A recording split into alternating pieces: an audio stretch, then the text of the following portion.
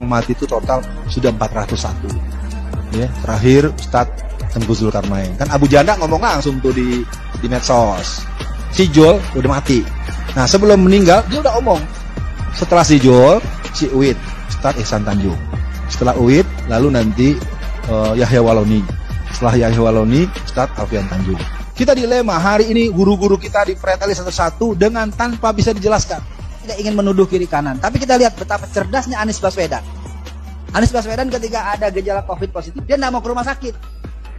Pokoknya semua yang dibawa ke rumah sakit, jodolnya sampai ke liang kubur.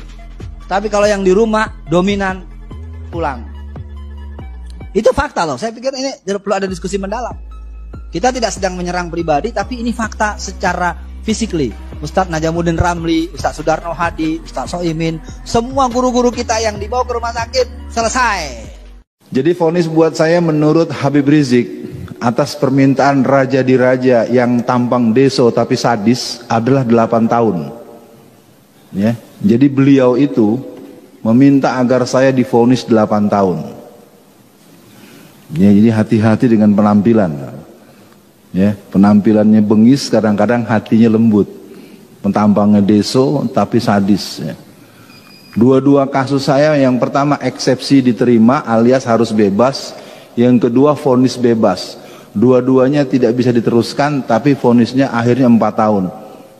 Padahal beliau minta 8 tahun. Antum tahu beliau ya? Nah, ya maksudnya sekarang kalau pakai nyebut nama lagi, pasal lagi gitu ya. Udah pakai beliau aja dah. Ya. Dah. Saya tutup saja dengan prosesi pengetukan palu ketika akan vonis, supaya jamaah juga dengar.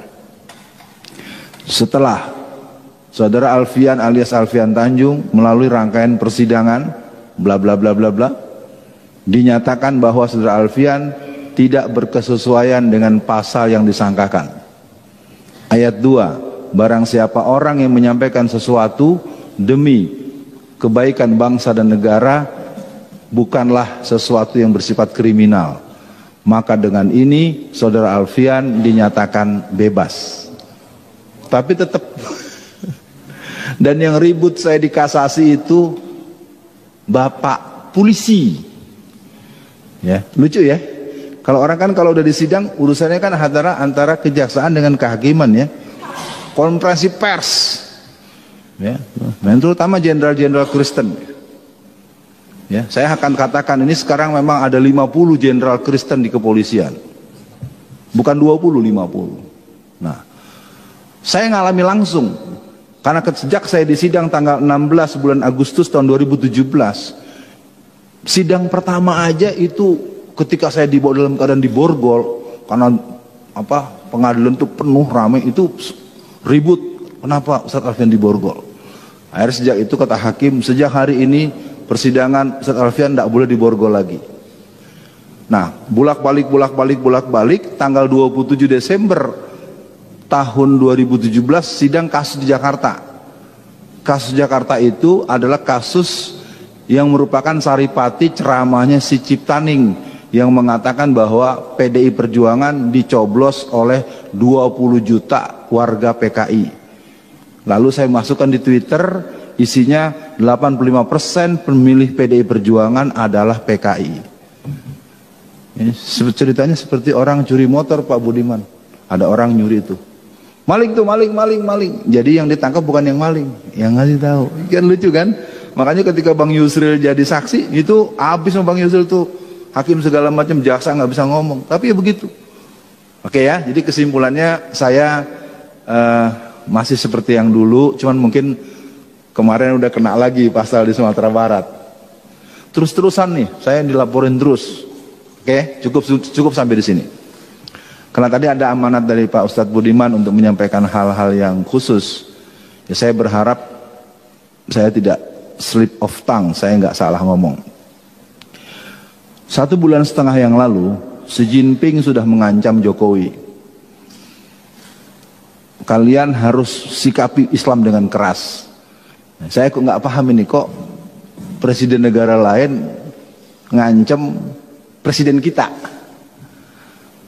Ini terus terang saja, ini saya karena tadi saya tegas betul tadi Ustadz Budiman bilang, Ustadz Alfian akan menyampaikan sesuatu yang tidak atau jarang didengar. Seperti dulu juga pernah saya, maaf, masih ada nggak bapak yang polisi di sini? Ya, bapak kan yang marah sama saya waktu saya bilang Polwan digebukin, lalu bapak komplain, akhirnya saya kirimin videonya. Iya, dulu waktu ada proses sweeping di hotel di Medan, saya sempat cerita, saya ingat beliau tuh agak komplain. Oh ini gini mana? Akhirnya saya kirimin video pada beliau ketika pengusaha Cina pemilik hotel ada proses penertiban oleh pihak Poltabes Medan. Aneh kan? Acara hotel katakanlah apa istilah kalau bahasa dinasnya itu, didatangi oleh petugas, petugasnya dimarahi dan polwannya digebukin sampai rontok giginya. Ya, waktu itu beliau agak komplain, nggak mungkin gini ya. Saya kirimin videonya dan karena beliau nggak kasih komentar, mudah-mudahan saya nggak keliru lagi kalau ngomong. Baik ya, jadi Xi Jinping itu sudah perintah dan kita sedang menunggu pengesahan undang-undang HIP. Bukan menunggu berarti kepengen, bukan. Kalau undang-undang ini disahkan, ini pengajian gak bisa nih. Terus terang aja nih, lagi ngaji atau diserbu sama Satgas partai titik-titik, ente nggak bisa ngelawan, salah demi hukum. Jadi undang-undang HIP itu blade-nya adalah blade penghapusan TAP MPRS nomor 25 atau 66. Beneran, ini saya gini-gini kalau kata teman-teman deket, ini Profesor Doktor PKI nih. Asli, saya tidak dalam konteks tekebur, saya ingin katakan undang-undang ini disahkan, tunggulah kita akan berhadapan seperti di Angola. Ya, makanya saya nggak tahu, ntar dia sidang lagi malam-malam, ketok palu. Ya udah ya, saya pikir begitu dulu satu poin. Saya karena harus mencukupkan 10 menit. Yang kedua, gerakan PKI sekarang itu betul-betul sentralnya Jawa Tengah, Jawa Timur. Jawa Tengah itu Semarang dan Boyolali, full. Dari tingkat RT sampai tingkat wali kota, bupati, sampai gubernur Jawa Tengah. PKI Pak. Ya, cuman repotnya kan kalau ngomongin dibantah-bantah mulu. Saya udah bilang kalau mau debat-debat di TV mana, syaratnya 2. Jangan pakai pasal, jangan pakai fisik. Kalau saya diberi kesempatan mau profesor yang mana, doktor yang mana, ini punten cek Sundanya, hampura. Bukan sok pinter. Ini kan anak udah keterlaluan ini. Karena pernah terjadi mau ada acara di TV One, batal. Gara-gara narasumbernya saya. Bukan karena sayanya dianggap jahat. Jadi gini ceritanya. Satu hari manajemen TV One telepon saya. Ustadz Alfian siap? Ya siap lah kalau soal PKI mah gua. Kalau nerang-nerangin kayak Ustadz Budiman, saya harus nyatet, nggak bisa. Atau apa nih, kita imam kita tadi, itu imam kita tuh kan unik. Ya. Dulu sering mimpin tahlil, suruh segala macem. Sekarang udah jadi salafiyun. Ya. Oke, dan nanti lagi ngobrol yang lain. Jadi kesimpulannya PKI ini sekarang tinggal nunggu tiket. Kalau nanti undang-undang BPIP disahkan, maka kita akan punya CC pusat PKI. Jadi ini antar struktur, pengaturan, operasi. Jadi kita sekarang secara de facto sudah negara komunis. Tinggal menunggukan de jure-nya. Dan kalau saya lihat perlawanannya kagak jelas.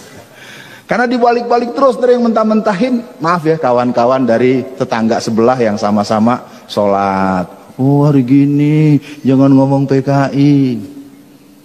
Sementara di kelompok Kristen sejak tahun 1974, 1967, 2020 itu kebetulan saya sekarang tinggal di Solo. Ya mudah-mudahan dimaklumi. Saya temu dengan Bu Dewi Purnamawati dan teman-teman yang kader-kader advance di gerakan Kristen, karena dia dulu Kristen sekarang Muslim. Jadi kita ini sekarang udah masuk perangkap betul. Lihat saja tuh kemarin tuh yang kelilingin tank-tank sama pasukan khusus di depan Petamburan. Itu kader gereja itu. Ya, saya namanya nggak hafal tapi udah sempat saya kirimin itu beberapa orang karena handphone saya agak hang juga ngirimnya terus-terusan itu. Wallazina kafaru ba'duhum awliya'u ba'd. Orang-orang kafir bekerja sama untuk menghancurkan kita, menyerang kita, sementara kita tahsabuhum jami'a wa qulubuhum satta. Saya walaupun ilmu saya nggak sepadan dengan tuan-tuan guru yang mengajarkan tafsir, yang saya tahu ayat itu bukan buat kita. Allah turunkan ayat itu kepada Rasulullah salah satu kalimat yang terdapat dalam surat Al-Hasyr di ayat 14 kalau tidak salah, ada kalimat tahsabuhum jami'a wa qulubuhum satta.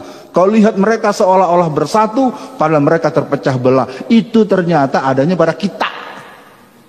Itu ayat kan bukan buat kita itu. Tanya deh sama guru kita nih, tanya ustadz. Nah, jadi kesimpulannya itu, satu lagi atau dua lagi. Nah ya, yang kedua narkoba. Ini mohon maaf Bapak yang pernah di kepolisian. Narkoba itu dalam pengetahuan saya selama 29 bulan dalam penjara, real terkonfirmasi datang 250 ton tiap tahun. Ya, karena kebetulan saya ketemu dengan bandar-bandar besar yang asetnya triliunan, dan di dalam itu banyak bunker-bunker yang isinya narkoba. Saya nggak bisa lagi ngomong dan nyerah udah. Ya, jadi kalau ada, jangankan saya yang sama-sama tahanan, Kalapas aja kalau mulai menyoal bulan depan ganti. Jadi dalam itu yang namanya bandar-bandar benar-benar jadi super body. Kita ketahuan punya handphone aja dimasukin sel tikus. Tapi kalau Cina-Cina itu pakai handphone tuh depan umum, pakai bahasa Cina lah segala macam. Wah udah nggak ada harganya deh petugas kita. Mau yang petugas kepolisiannya, mau yang petugas lapasnya, yang nggak, kalau di hadapan Cina semuanya. Saya tidak menghujat lembaga loh, saya melihat langsung bagaimana mereka dibentak-bentak. Apalagi waktu saya ditahan di Makobrimob. Itu kan saya di Makobrimob itu, ya ceritanya penjara-penjaraan. Kalau udah jam 10 malam tuh sering dibukain sama komandan batalion.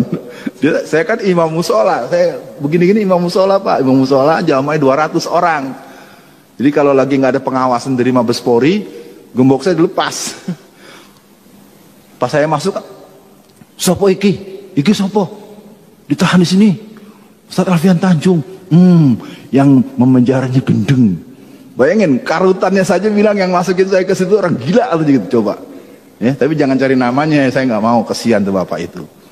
Jadi dari sini para jamaah semua, narkoba ini jadi senjata dari jaringan Cina untuk melumpuhkan. Pertama, melumpuhkan generasi muda. Kedua, melumpuhkan orang-orang tua dan aparat untuk menyoal mereka. Karena mereka sogokannya ratusan triliun. Puluhan, gila. Jadi barang itu datangnya terang-terangan. Jadi pakai kapal-kapal besar itu, di 250 ton kan nggak mungkin pakai gerobak. Ya. Dan transaksinya resmi. Antara seragam titik-titik dengan seragam titik-titik. Udah dah, saya nggak bisa bahas lagi. Pakai berkasnya sama, saya dapat langsung. Dan terakhir, karena nanti kelamaan, yang jadi bandar narkoba di masyarakat itu tokoh-tokoh yang populer dan terkenal. Di tingkat ini, izinkan saya nggak berani nyebut nama, takut saya, asli takut. Beneran Pak, saya ngomong aja takut udah. Karena saya kan di dalam diketahui, karena saya ini wakil ketua Komite Dakwah Khusus MUI Pusat. Jadi anak-anak tuh pada cium tangan mulu lah, udah pada laporan. Ustadz gimana Ustadz gini-gini, kamu kenapa kasusnya? Ya saya 13 kilo Ustadz, hukuman saya hukuman mati. Terus tapi sebenarnya yang punya disebut tuh nama-nama orang. Lu bener ngomong gitu? Buat apa Ustadz, dari penjara? Jadi sekarang ini memang betul kalau kita nonton film India, Tuan Takur, lu Tuan Takur nggak? Ya kalau saudara-saudara bangsa ini kita bang, padahal di belakang tanah rakyat dijarah, anak-anak kecil diracun, segala macam. Jadi negeri ini Tuan Takurnya ada banyak. Siapa saja dia, cari sendiri aja. Ya, kena pasal lagi gua nanti. Ya, tapi intinya negeri ini memang sudah dihancurkan dengan serius. Maka saya himbau buat para semua jamaah, jangan jauh-jauh dari Allah. Jadi khutbah. Tipu daya mereka, ulah mereka nggak akan membahayakan, kerjasama mereka nggak akan bahayakan. Nggak usah ditulis bahayanya ini, bahaya ini, akan datang bahaya komunis, bahaya, nggak usah. Sibukkan bahayanya saya kalau nggak bergerak. Maka ayat Al-Quran masih berbicara sampai sekarang. Walladzina kafaru ba'dhum awliya ba'd. Sesungguhnya orang kafir bekerja sama untuk menghalang kalian dari jalan Allah. Tapi semua kerja mereka tidak akan membahayakan kalian. La yadurukum kaidum syai'. Yang membahayakan apa? Maka Allah katakan ayat berikutnya. Illam taf'alu. Wahai orang beriman, kalau kalian tidak bekerja sama juga dalam membangunnya agama, ini yang berbahaya, Pak. Apa yang terjadi? Kalau gerak mereka mau bikin bom, bikin roket, bikin apa, nggak ada artinya apa-apa hadirin. Waktu kami di Pakistan dulu, teman kami baru pulang dari Afghanistan, sambil tertawa dia bercerita. Di sela-sela pegunungan datang pesawat Rusia, sudah mau menjatuhkan sekian banyak bom. Dia sedang buang air di sela-sela pegunungan tersebut. Dia katakan, ya Allah, saya siap mati di jalanmu, tapi saya malu mati saya dalam buang air. Nggak enak mati dalam keadaan, maaf, dalam keadaan berak, tapi maaf, jangan ketahuan. Bom jatuh nggak meledak di samping dia.